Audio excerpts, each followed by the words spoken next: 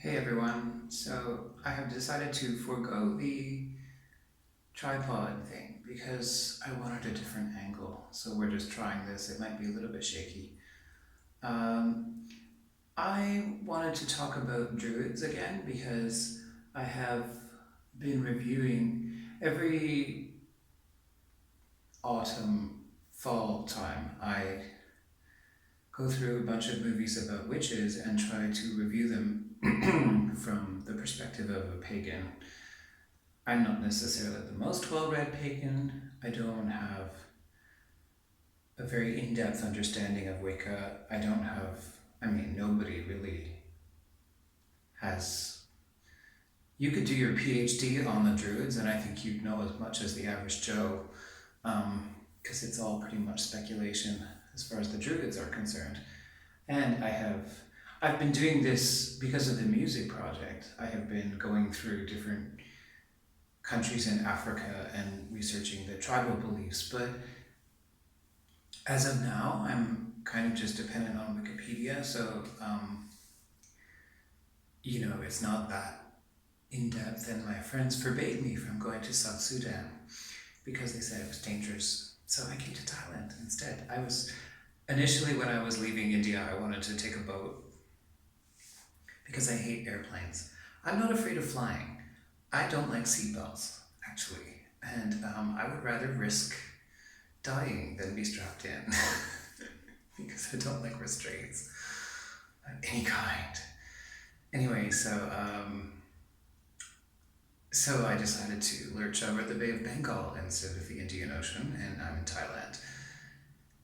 And but I still, because I realized that a lot of neo pagans, modern pagans, Wiccans tend to be much more educated about European paganism and not so much about traditions that come out of Africa. Some of them know a little bit about Yoruba, and they tend to have Yoruba and Vodun confused because of the fact that voodoo comes from Vodun, the name, but the tradition actually comes from Yoruba. Anyway, but there's a lot of other traditions like Bantu and um, you see, me too. I don't even remember all the names. There's the Maasai traditional religion, and then there's Bantu is quite extensive, I think. Um, and now I can't remember the name of those South Sudanese people, but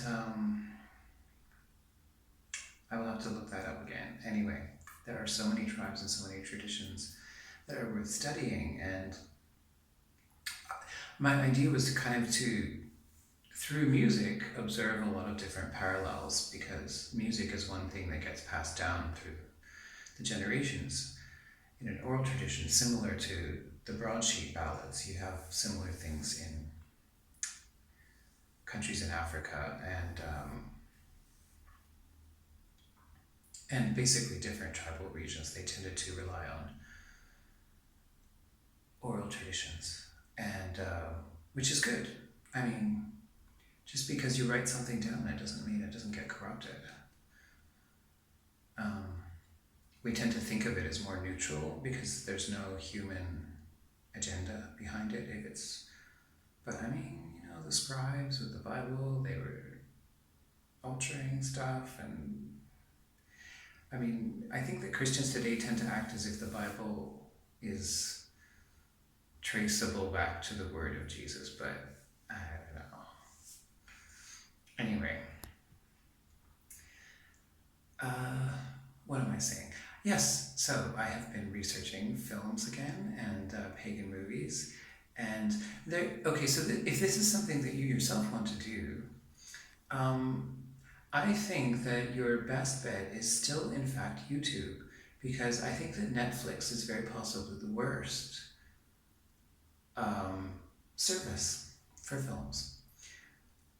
They do make an effort to get all the latest Hollywood, but their search engine within the app and on the website is not terribly specific or accurate. When I searched for the word druid, which is a very obvious word that you might search for as a pagan, looking for movies. They showed me some extremely erroneous results, some very irrelevant results. Wizard of Earthsea is not a movie about druids, neither is The Beach. I don't know why these things are coming up. I think that with a massive stretch of the imagination, one could make those equations, but I don't really want my search engine making leaps of the imagination. I kind of want it. I want to do that. That's my job. I'm the human, you know? So I don't really want to give my search engine quite so much creative license, because that's more where I come in. And